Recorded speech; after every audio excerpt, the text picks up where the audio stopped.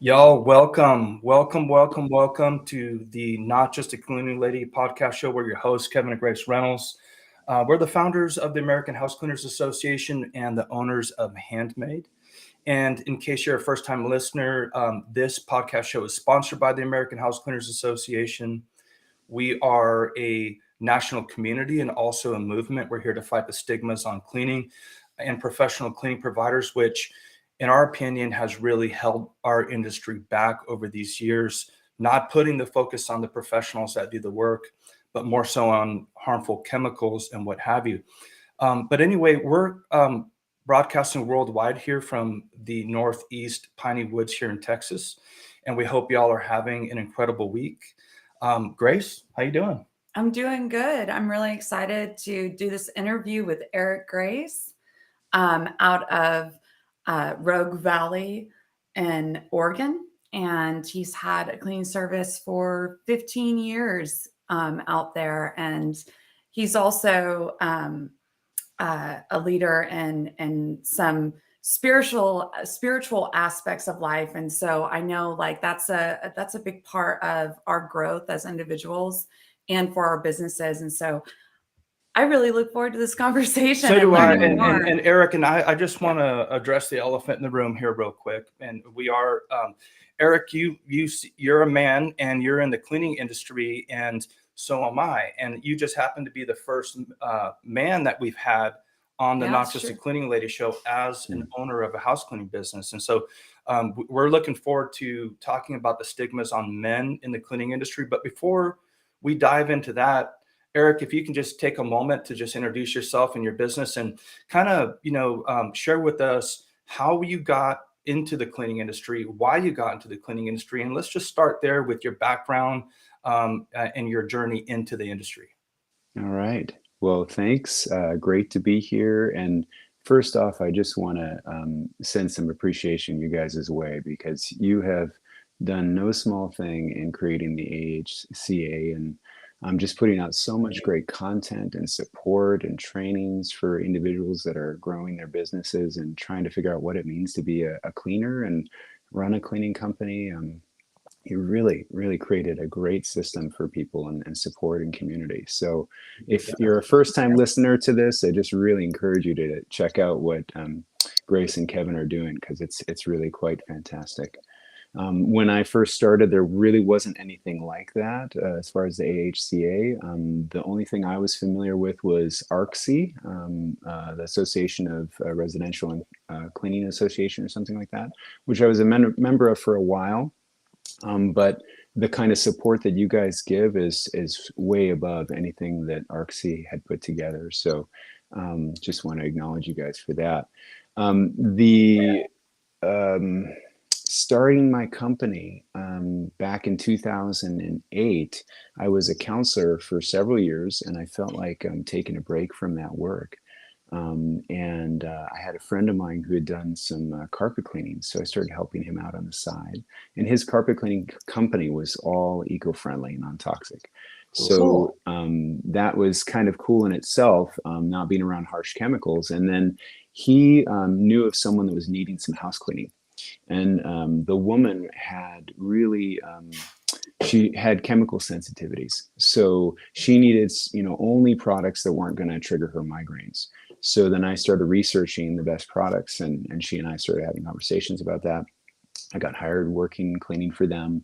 And then basically, word spread, and just through word of mouth, I started getting lots of clients, cleaning for people all over the valley, and just using green cleaning products, which really wasn't that well known at the time. There wasn't a lot of people doing that. And in the area where I live, especially in the city of Ashland, so many people were much more health conscious. And so they really were drawn to that kind of cleaning approach, both for the environment and for so your babies aren't licking on the floor of toxic chemicals and puppies and all that kind of thing. Eric, I just want to jump in right there. So, and that was back in 2008. And so people were already in 2008 being more conscious about not having pesticides and harmful chemicals in their homes and around their children. What would you say? Would you say that at least there in y'all's neck of the woods, would you say that people are just as conscious or even more so conscious now with the millennials kind of stepping up and having more, money in the market or whatnot? Would you say that more people are even concerned about eco-friendly products now? Yeah, I mean, I've seen a significant change probably in the last 6 years. There was a time I did a presentation on green cleaning at the AHCA conference, and there was nothing there at the time. Like no one Wow. was really talking about green cleaning. That was Wow. 2017. So that Wow. was about 6 years ago. After that, I started seeing more presentations and speaking, both commercial and residential. Now, there's some companies, if you look in like Seattle and Portland and San Francisco, that have been around for a while. But as far as mainstream, just people weren't as aware of it or asking for it or know that it was even possible. And then for the cleaner side of it, for them to know that they could ask, I only want to clean with these products because they're much healthier for me to be, breathing in and Yes, sir. not as damaging to the individual. So yeah, I started that in 2008 and always have been green cleaning as a company, and it's worked really, really well. That's amazing. So if somebody was to ask you, how do you define eco-friendly? So I'm in Ashland, Oregon. I'm looking around for a professional house cleaning service, and I find y'all's website, and it says eco-friendly service. How would you define that to them as an eco-friendly service? Yeah, another term is, non-toxic. You can also say biodegradable. It's not going to have any harmful effects for the environment, for your pets, for your kids, for the clients themselves. Then you can go steps further in having like no perfumes, dyes, scents. Some people are really scent Mm, sensitive, odor Right. sensitive. So we have the range. A lot of our products are essential oil based, and some of them just have no scents whatsoever because some people are even reactive to the essential oil smells too. yeah, no doubt. Do y'all make y'all's products yourself, or do you buy them in bulk? Or Yeah, I mean, I thought about that at a certain point as far as making my own, but I just didn't want to expand into that kind of dimension of manufacturing and production and all that. I felt like that would be a chunk yeah, to try and take on. And I met a couple of people over the years that did that themselves, and that's a whole nother side you can really grow into if you want to make some extra money if you're willing to invest in it. But I didn't. Yeah. What was the other question you asked with that too? I'm forgetting. oh, I was just wondering if y'all buy the essential oils in bulk, or do Mm. you run over to Walmart and or to pick up the products there, or where do y'all get y'all's products from? It's really a spread. There's certain places over the years I've learned to get good prices on things. So some is bulk, like white erasers we use. I get that in bulk. There's some of the products I get in big, large, gallon containers or larger than that. Others is just individual through Amazon or, Home Depot or um, Walmart, places like that. But a lot of it's online these days. Yeah. They've made it so much easier. You can just type it in on Google under shopping and Mhm. find the least expensive. And the prices really fluctuate, as we've seen, especially the last 3 years over COVID with supply chain issues. Yeah, yeah, for sure. Yeah, that's something our business does too. We look for essential oil products that are at a good price, and we actually have a subscription with a product on Amazon that comes in, a few times a month in bulk. The concentrated essential oil products, and I know the teams really appreciate it too when they know that you're putting their health first, because they're the ones who really are around the products the most. And so I really, Kevin and I both really appreciate the work that you've done in the industry to try to promote the healthier products, really is what it is. And that's the bottom line. And yeah, I know that I'm sure your team appreciates it too. So they're not getting sick over time. I mean, Mhm. literally, some of these chemicals cause cancer and lung issues, and probably a slew of other chronic health problems can Yeah. arise from It's so hard. It's utilizing. so hard to listen to folks in the American House Cleaners Association Facebook community, Yeah. and just over the years, just so many people, especially the older cleaners, have been doing this for 30 plus years or whatnot, and they're sick, and they got chronic problems and everything and whatnot. And so, it really is a huge thing. And and I'm sure Eric would agree with us that, if you're getting into this industry, or especially if you're leading a team and you're charged with that leadership role and leading your team to, really do your research on this. And it's a big deal, and we really encourage you to switch to the natural cleaning products if you haven't already, and protect y'all's team.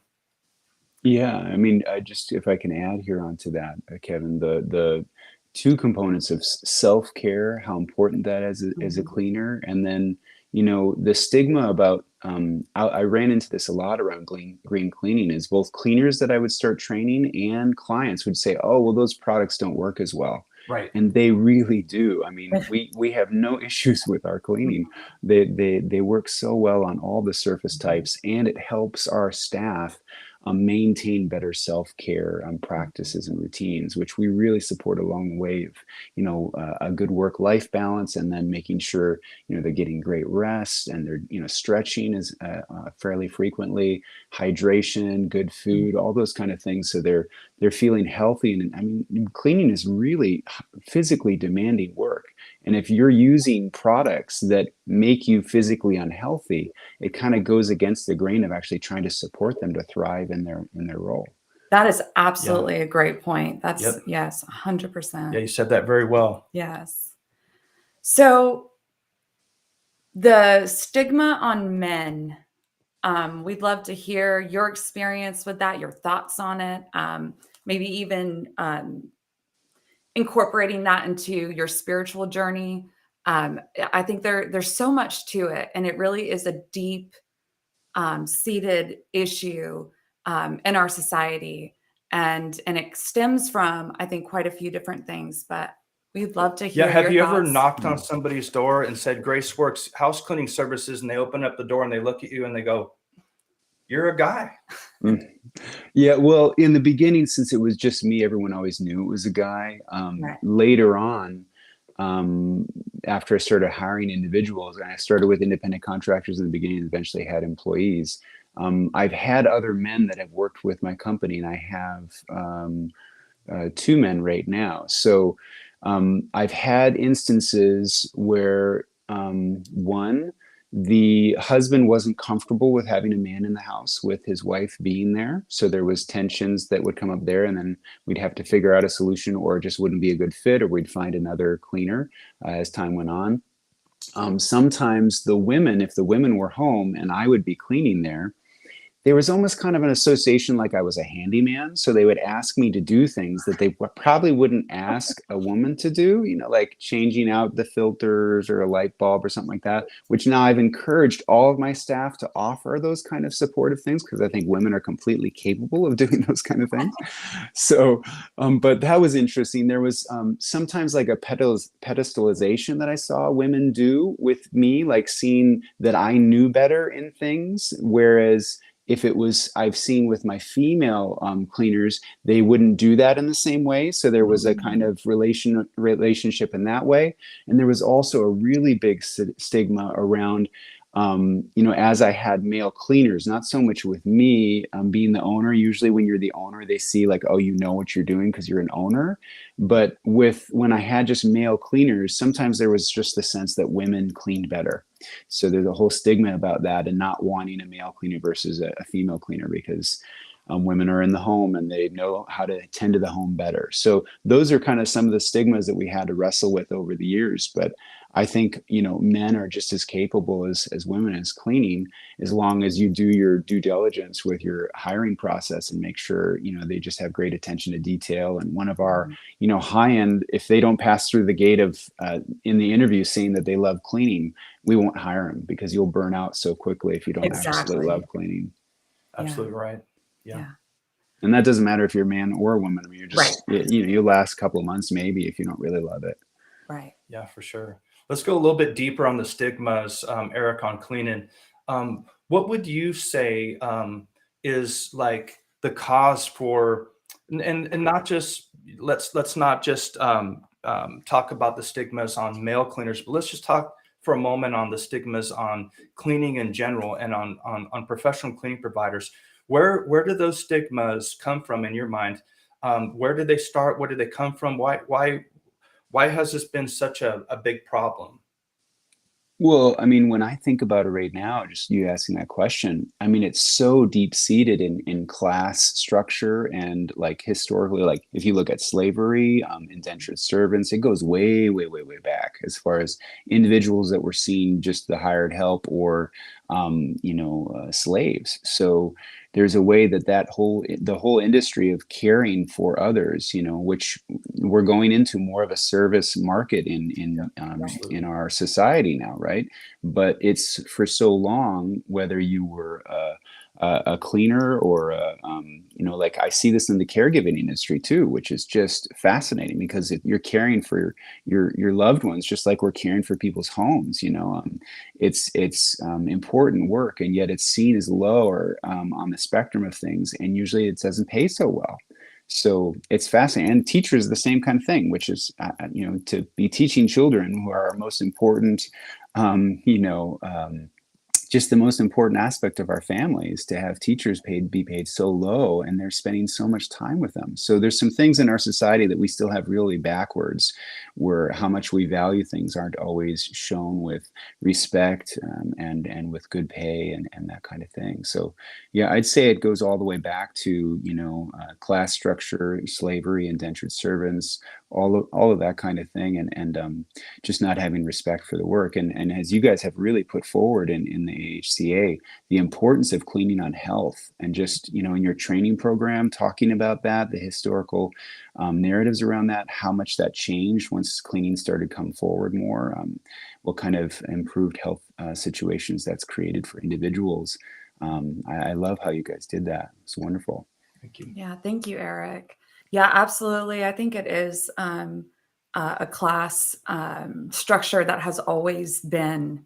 And now during this time in history, we can change that. I truly believe that. But it's going to take continuing to educate ourselves as leaders in this industry, and really challenging ourselves to go against that narrative and that grain, and that, that path that's already been paved out for us. We kind of have to pave a new path, and how we view our teams, the work that they do, everything, because it's deep seated in us too. And like the comparison you made with teachers, they absolutely aren't paid enough, but people still respect their positions a lot more, kind of like an Yeah. RN, or, Mhm. but cleaners, on the other hand, even as business owners, people can automatically think, oh, you just run a cleaning service. It's, Mhm. that's easy, or it's less, or it's, a minor detail to people's lives. So it's really not that important. It doesn't take much education. Like, these are things that might not be consciously going through their mind, but Mhm. is a subconscious part of how they view our industry. And yeah, I think it's about us taking that knowledge that we have and empowering our teams, and then educating our local communities as well. And it's just a process, and we have to go through the motions to get there. But um, I've said it on every live, I think, so far. We could make a PhD program from cleaning. There's so many parts to it. And then Mhm. also, running the business, the emotional connection of between the cleaners the um, and the clients, and all the the mental health dynamic Mhm. is has to be incorporated pretty much with every person that we serve in their different situations. And so, yeah, that kind of leads me to the whole spirituality part, Eric. I know that you were a counselor before you started your cleaning service, and now you have programs where you're helping people like find wholeness and wellness, spiritual wellness. That's really And cool. it really is cool, and it's so needed in this world today. There's so many of us that are lost, and And so it's a beautiful service that you're doing. And I would love for you to kind of go into how you incorporate that and the knowledge that you have there and the inspiration that you have there into the services that you provide and growing your teams and into the cleaning industry. Yeah. Well, first off, you said a lot of great points. If I just can comment a little bit on there, is how, how much you guys have done to spearhead the importance of breaking those stigmas in this industry. And so just hats off to you guys for what you're doing. It really shows both in these podcasts you've been doing and just all the material you're supporting individuals. A lot of times individual cleaners, they're just doing the best they can, figuring it out, and they're wrestling, and they're, getting in, they have, troubles with first clients that are, sometimes really horrible and mean with them, or like they have way too unreasonable expectations for timing. I mean, there's so many things you run into as an individual cleaner and trying to figure things out and then trying to run a business. I mean, that's just a whole big slog up a hill, like figuring out how to, work with teams and managing and finding your systems and all that kind of stuff. It's so hard. And you're still cleaning, for a long time, people are cleaning and before they move into admin stuff, there's just so much to learn. And so I really agree as far as the PhD program, both the business sense of things and learning how to relate with people and work with, relationship management. And there's just so much there to develop. And you guys are doing some wonderful things. So I just wanted to appreciate you guys for that. For what's fascinating about the link between emotional and mental health and spiritual well-being and house cleaning is that house cleaning is the external version of what you do in those kind of processes internally. So if our body is our temple or our house of self, and we want to go in, you can focus on the physical there, but you can also focus on the emotional and the mental and the spiritual and see what's unresolved, what corners inside of you need to be cleaned or at least attended to and listened to in new ways. So there's a real nice fractal version there of what I was doing first on my own, and then starting GraceWorks as a company and cleaning people's homes.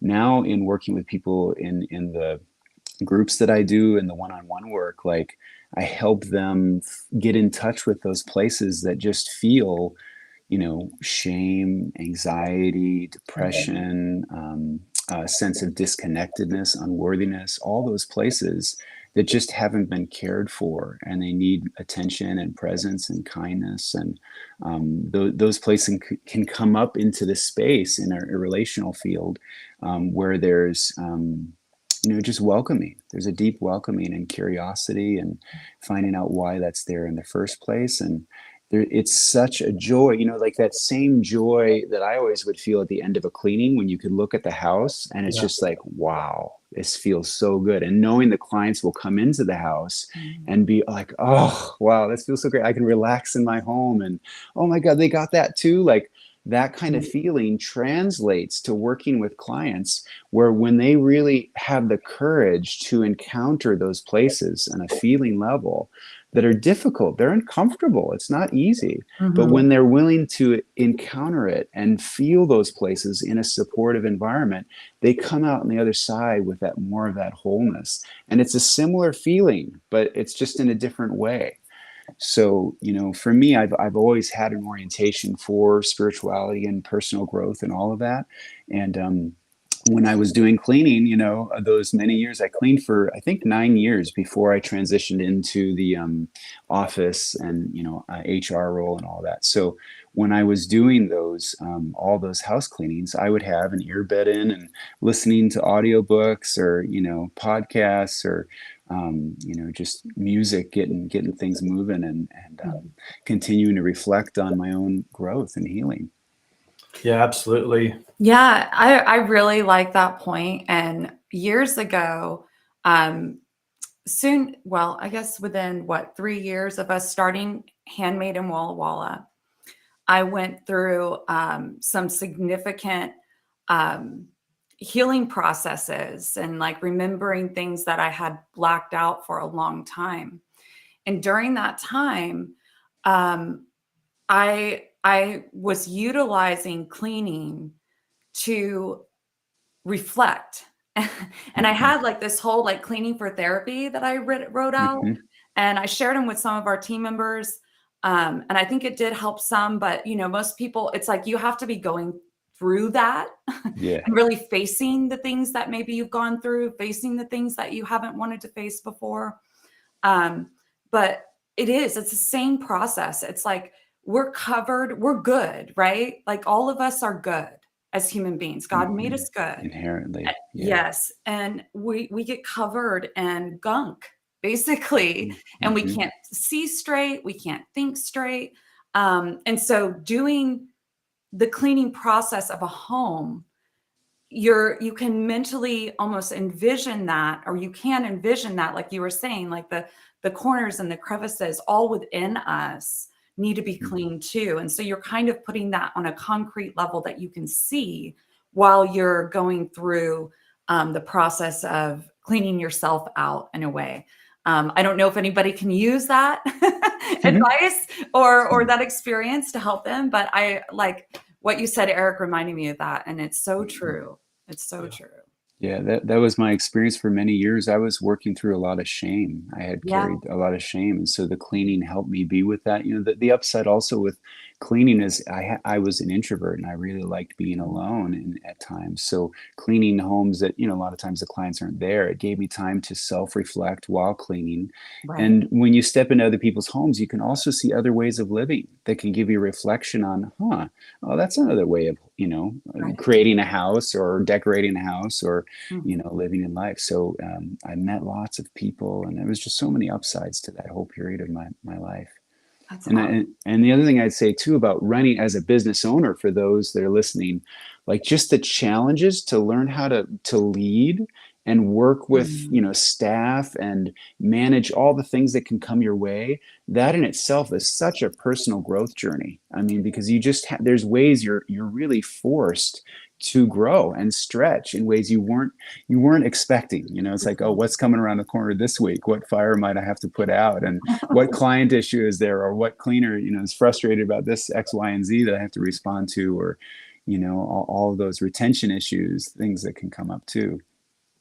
Yeah, that's really big, Eric. And, regular listeners will, we've been saying this for a long time now. Growing a successful business is only 20% logistics, right? 80% of it is all mindset. It's all psychological and personal growth. Personal growth, which is a must. And so and a lot of the times solo cleaners will be trying to, get to the top of that mountain so that they can transition into the office. And then comes a whole nother, set of challenges and everything. And everybody thinks, oh man, as soon as I'm in the office and I'm sitting down, I arrived and my life is going to be great. Right. Yep. Well, no, it's just another step. But, this program or this coach or this or whatnot isn't the answer. The answer is consistently and religiously working on our own personal growth, right? So that we can become the leader and that can handle all those challenges. And there's no one coming to save us. There's not a magic trick or anything like that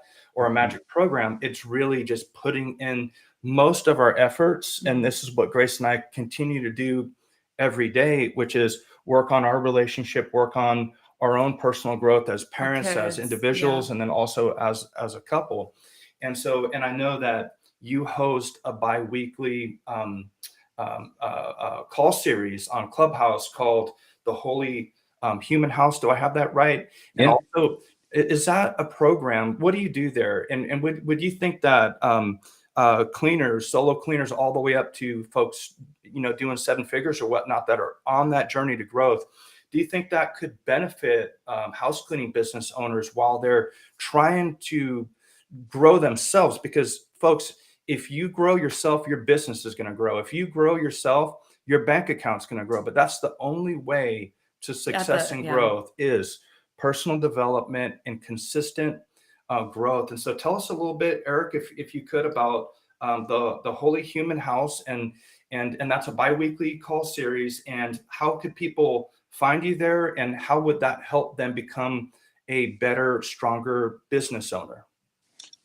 Sure. Well, first, I just want to respond to a couple of things you guys said there that I think is wonderful to hear. Both you guys' commitment to working on growth individually and together for your couplehood, how much that gives to your kids, that willingness to really step up and do the work so you don't pass it on to them. Mhm. You know, parents that are doing that, my hat's off to them, because it's no small thing to parent in the first place, let alone be doing inner work Right. and in the couplehood. And then that also, as a couple that's running a company, also translates what kind of environment you create for all of your staff. Because if you have shadow or inner conflicts that you're not addressing, then you're going to inherently project them out onto the people around you, your Right. staff, your partner, and whatnot.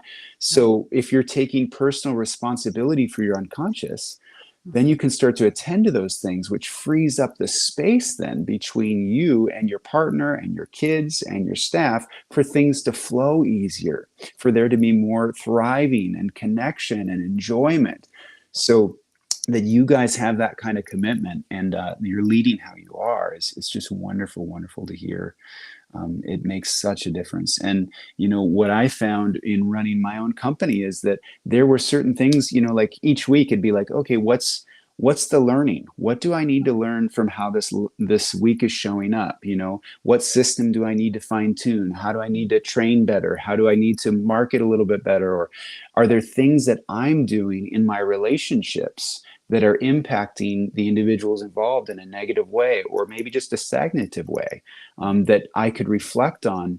Or is there ways that I haven't learned how to receive as a business owner, that like I'm not delegating, so I have to micromanage everything, I have to control everything, instead of relax, and I can start to open up to some new ways and let myself be able to trust others. So there's all that stuff seeded in our childhood of how we related to authority, how we related to people that we felt connected with.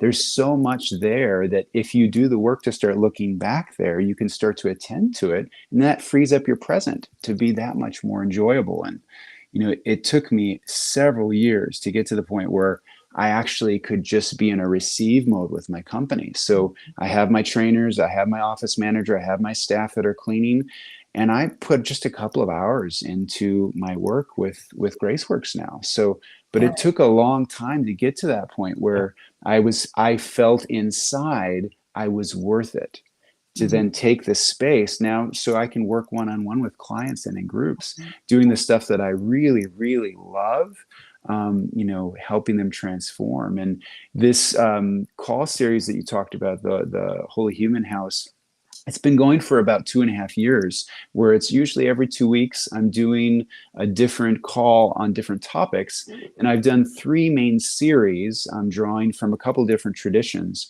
And there's so much great material in there, because I interview, just like what you're doing with me, I'll interview a teacher or a mentor of a different orientation. And the people can be on those calls and ask questions and engage. It's very much a group discussion after a certain point, after we move through kind of the Q&A interview section. So we had my dear friend Nancy Dreyfus, who's a psychotherapist, on probably it was two weeks ago or a month ago. And man, the whole theme was about becoming relational and seeing ways to, you know, talk more tenderly to ourselves and to our partners. You know, she wrote a book called Talk to Me Like I'm Someone You Love. And it's specifically for relationship repair and rupture. So when you get in those conflicts, which also translates to coworkers, you know, fighting, or with clients, learning how to navigate with more emotional intelligence and authenticity and vulnerability, you know, asking to be more tenderly related to in some instances, and learning how to tenderly relate with others, where they feel cared about in both apologies and, you know, when you're making amends for things, but also just in the day-to-day, how you interact. And those are all skill sets that, again, humanity's growing. Like, we're learning. Like 100+ years ago, we still thought kids, you could throw them in coal mines and they would be fine. You know, like they didn't need any kind of like tenderness or attachment or anything. Like, we're still learning of what it means to raise kids and be healthy, whole humans. Yeah, absolutely. Such good points. And And it absolutely does affect our teams. And it's really important that we work on ourselves. Um, I, I have a question for you, and I think everybody's different, but we were just talking to our bug man who comes over and does our pest pest control. control. Yes. Yep. And he is really great. He does a lot of research. He uses more natural products, healthier products. Um, we've never had a better pest control service. And we were talking to him last time he was here, and he was bringing up just some really good points in his struggle to grow. And one of his big problems is that he's afraid to like let go of the guys that he does have working for him. There's almost like a guilt there. And I don't know if you experienced this, Eric. I know I did. I know Kevin did, where it's like making that transition into growing your business and letting your team do the work.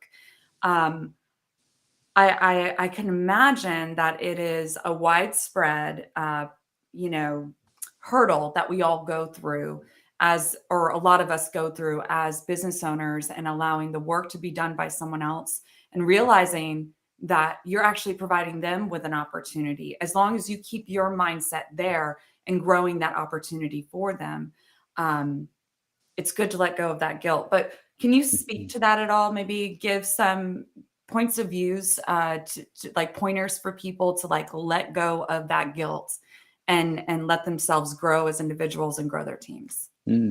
Yeah, well, I've had a lot of teachers and mentors over the years that have really helped me through a lot of those kind of challenges. So I would say one is sometimes finding someone that can support you through those passages, like for this guy. And I'd make a plug here for SCORE, which offers, if you guys have ever heard of SCORE, they offer free business mentoring. I've worked with some wonderful people there, and also the SBDC locally. Sometimes there's a small business development center in your local area that gives free business coaching and consulting, and they offer free courses sometimes too. So I would say look in your area for that kind of thing. And SCORE is nationwide. Okay. I've also had some wonderful therapists and mentors that I've worked with that have talked about,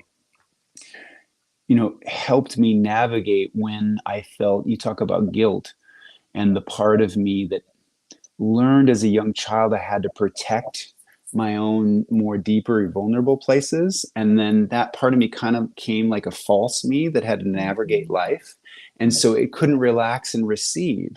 So when it came to the thresholds of like moving from a cleaner to becoming like just the scheduler and admin kind of office person, it was a hard move because there was unworthiness there that said, oh, I didn't deserve it. And also like, will my staff think less of me because I'm not out in the field with them doing the hard work? Will there be this perception of me?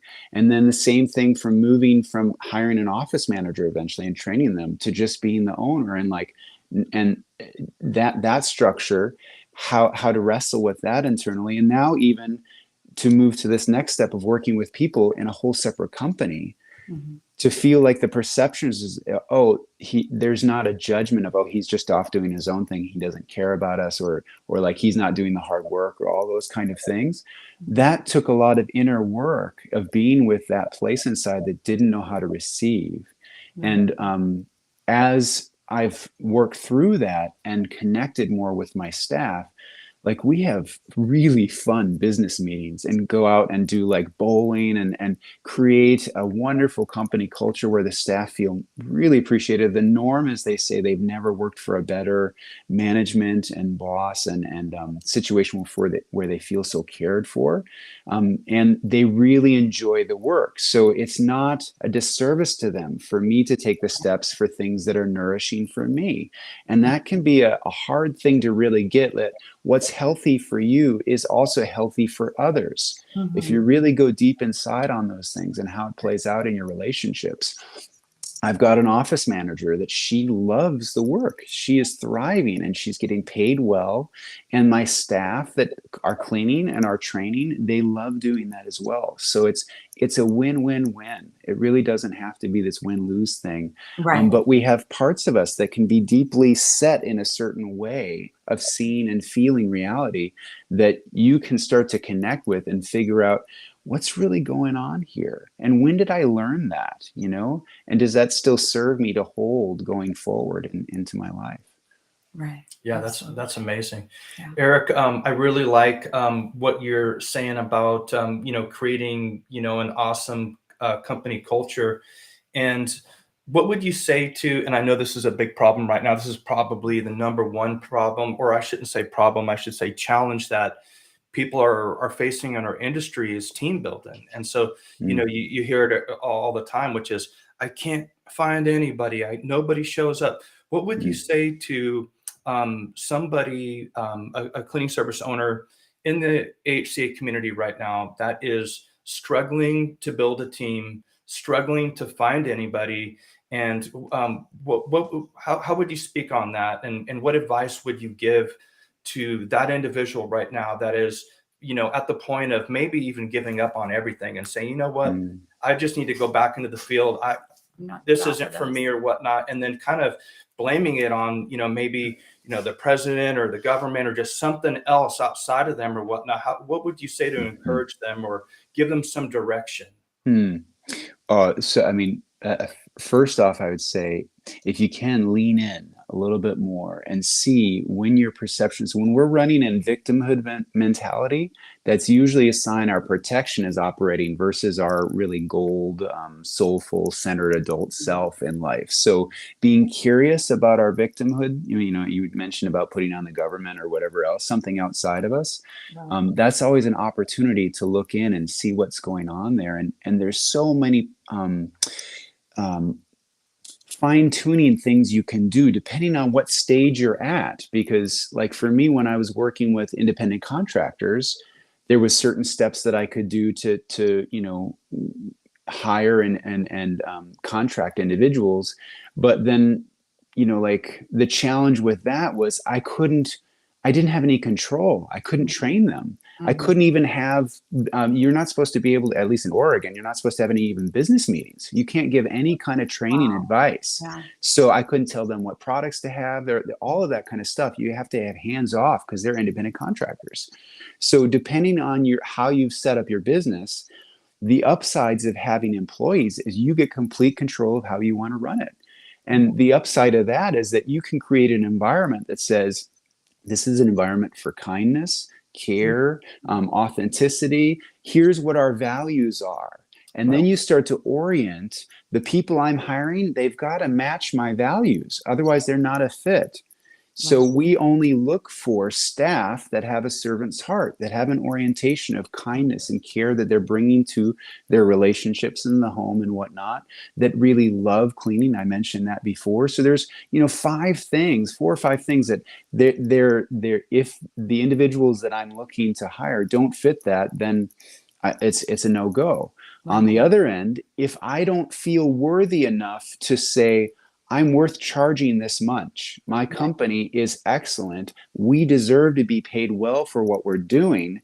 Here's my rates. Well, if I don't charge well, I can't pay well, and that impacts who I can hire. Right. So those things are all tied together, the inner work and the outer work, and then getting support. When you're like, I don't know what to do. I'm so stressed, and the people I'm hiring, they're just not even showing up, and all of that. Like, getting support in those times so you're not alone. Again, that's a childhood thing. Sometimes as kids, we realize our parents' reality seems so much bigger than ours, and they're not able to connect with what we're going through, and we feel really alone. And then we recapitulate that in our work environments. And especially as an owner, a lot of times we feel like we have to figure out everything out on our own. And we don't. There is support, like what you guys are offering is such a gift. But I would say, fine tuning, clarifying, where's the rub, And for me, the last 3 years with COVID, we saw a complete turning on its head, the whole industry, both the demand in new ways. And we also saw like how the pool of candidates changed. I mean, I was on Indeed, and then we went from getting 100 candidates in a month to like one. Wow. It was that big of a change. And I was talking to the Indeed people, and they said, yeah, it's all over. So I eventually found a company called Woot Recruit that does all of that for me. And so instead of paying I was paying $1,800 a month trying to get leads on Indeed. And now I pay a set monthly fee. I think it's like $300 or $400 a month. And they supply me I have no issues with hiring anymore. It's completely addressed. Woot Recruit. Woot Recruit. And Libby is the owner there. They handle everything. They just send me the links of people that are interested. I've got a format of, they have to answer questions. If they answer yes correctly to all those questions, then it moves it to the next stage. The next stage is of having an email correspondence. I ask a few more follow-up questions. If that goes well, then we actually have the interview.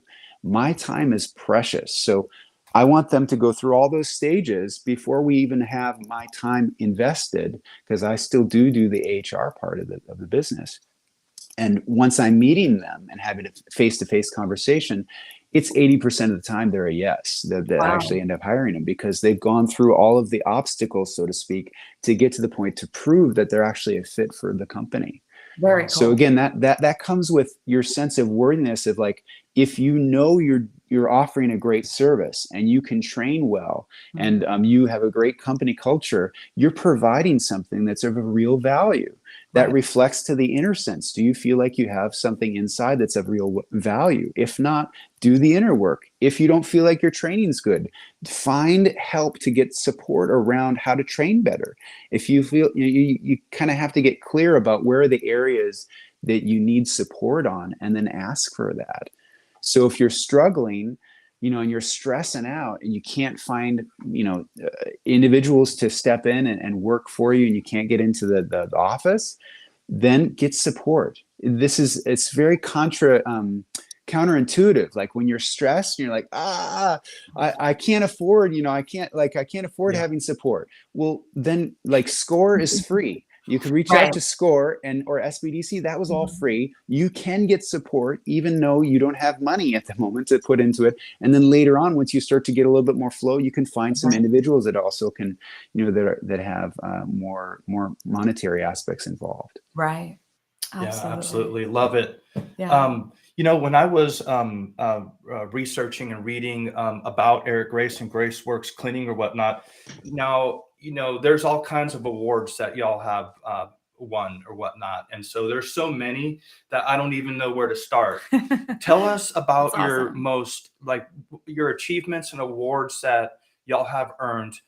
Which ones are the most special to you? And just share with us a little bit about y'all's achievements there at GraceWorks. I'm blushing a little bit. What's my honest response to that is the awards are not so important to me. What I'm most important is the reviews, the clients. That's what I always got the most out of cleaning, was seeing the lives that are changed. Because our whole mission, and I mean, you guys probably have talked about that a lot, about having business owners having clear vision and mission, but like ours is about bringing more, ease and goodness into our clients' lives through non-toxic cleaning, but also the relationships that we build with them. So for cleaning staff, there's so many connections that they develop and build with their clients. And we have, elderly that just can't clean. And so, we're going into their houses and helping them have these wonderful experiences. And they also develop, they have company. And especially through COVID, so many people were not seen anybody except for their cleaner. And so, there's all these stories over the last 15 years of, disabled individuals or people that just had a baby and they wanted their house cleaned, or like that just those stories, if you look at our Yelp reviews, they're over and over and over and over. We've really impacted lives. And that was my whole reason of doing it, is bringing more goodness and ease. Yes, there's awards like with Bark and Thumbtack and the industry oversight one. That was out of the blue. We just got an email and saying, hey, you just won this award. And we're like, oh, I didn't even know you guys existed. Like, but that's all nice. That's like cherry on the top kind of stuff. But for me, the real bulk is staff are really happy doing what they're doing. They love the work. Like, I just had a review, and she just with one of my cleaning staff, Hillary, she is so good. She cares so much. She loves the work. The clients are super happy. I mean, in her first 3 months of cleaning with us, she only had one negative review as a new cleaner. Like, Awesome. that's amazing, and for my staff to have weeks now where we have no negative reviews at all. Like, it's just all, 15, 20 positive reviews in a week. And we get anywhere from 15 to 20 new clients every week. Things are rolling. And to see now that the systems are dialed in enough where I can just enjoy. And Right. things, like life happens. There's going to be people sick sometimes, or, clients that are wanting a little bit more fine tuning. But overall, if you put in the work and get the support when you need it, you can really develop a business that's thriving. And you just figure out what you want. Do you eventually want to sell your business? Do you want to actually be in the field and have someone else run the company? I mean, there's lots of options depending on what you really, really want. For me, it was getting to a point where it was on autopilot so I could do this other work eventually. That's what it clarified into. Right. So get clear on what you really want. Is your cleaning business your end goal, or is it something that's serving another goal? Or, and this brings up the whole, there's a book out there called E-Myth. Michael Gerber wrote it, and I became friends with him and his family many, many years ago. He wrote about how often business owners, specifically small business owners, they start out a business and they're in the technician role. Mm-hmm. And they don't really learn, they don't know anything about management or being like the entrepreneur visionary. And so they start their company and they're functioning from the technician role. And it really takes a lot for them to learn how to step into and develop the capacities of being a good manager and develop the capacities of being a good entrepreneur and visionary for your company. So you're not just in the business all the time, you're actually working on the business too. Right. So some of those skill sets can be hard to come by when you're just trying to figure it out all on your own as an individual, sole proprietor and business owner. Yeah, absolutely. Really great points, Eric. This is a really wonderful conversation, and I think touching on issues that a lot of people don't think about and maybe feel alone, and like you said, Eric, reaching out for support, even in the AHCA group, just having that constant,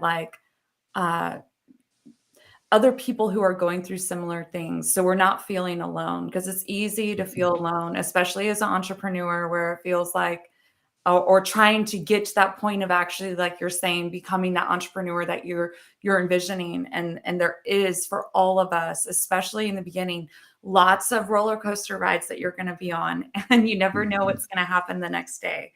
And you're not alone in it, and you can get through it, and you can grow through it and thrive through it. So,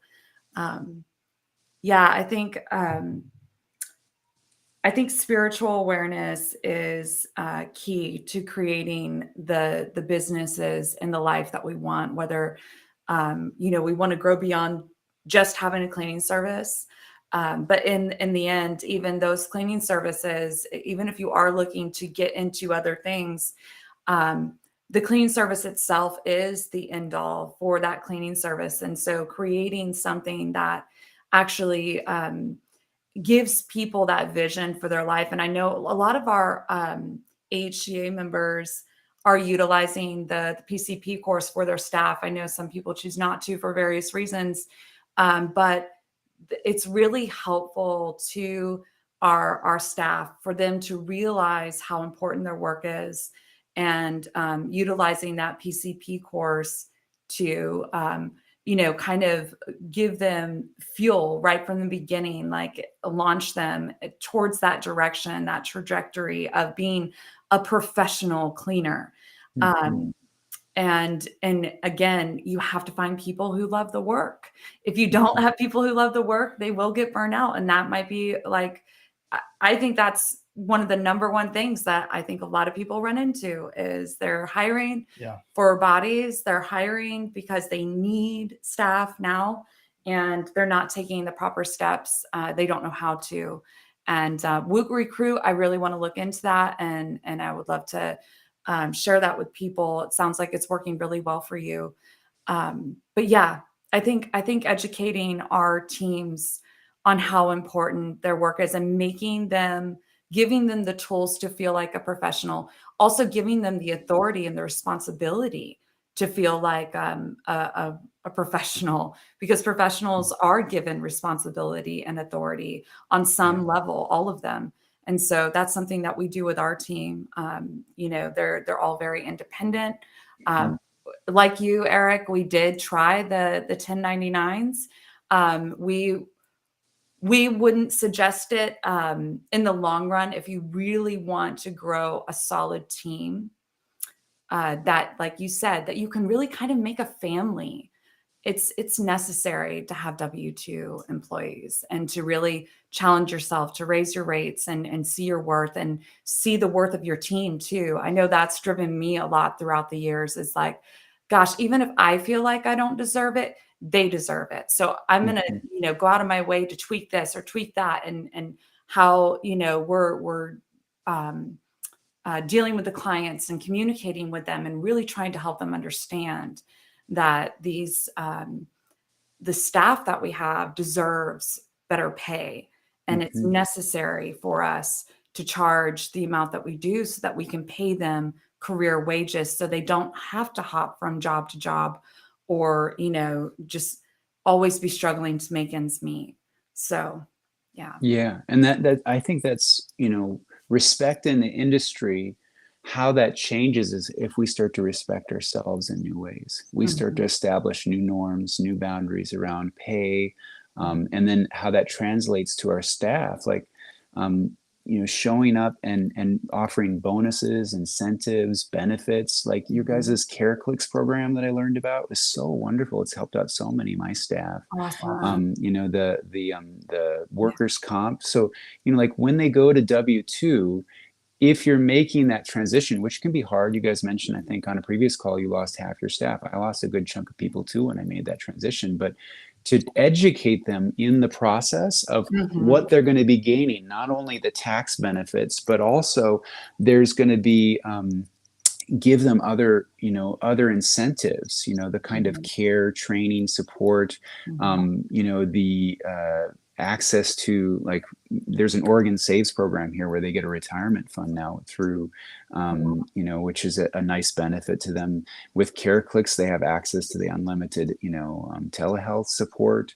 And it's a sense of being more connected and supported versus an independent contractor. You're kind of on your own. So there's so much more benefits to the individuals, the staff members, when they sign on, but they don't always see that. They just see the numbers.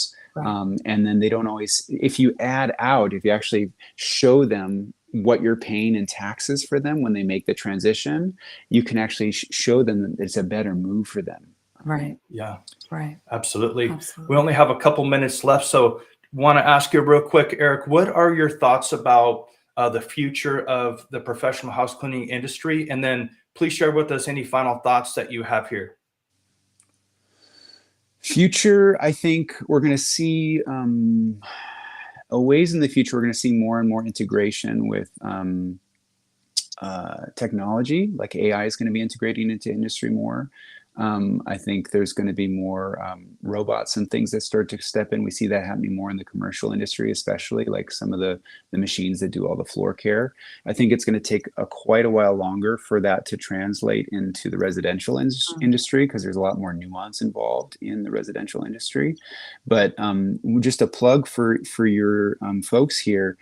with AI now, you guys can get support for doing all your marketing, like creating all your content on ChatGPT. There's also GoCharlie.ai that will do all of your marketing. Like if you want to create a social media post, you can have it look at your website or put in your main content, and then it will create a whole nice post for you with tags and everything. So there's resources that are going to come online, making it more easy for you to do your service business.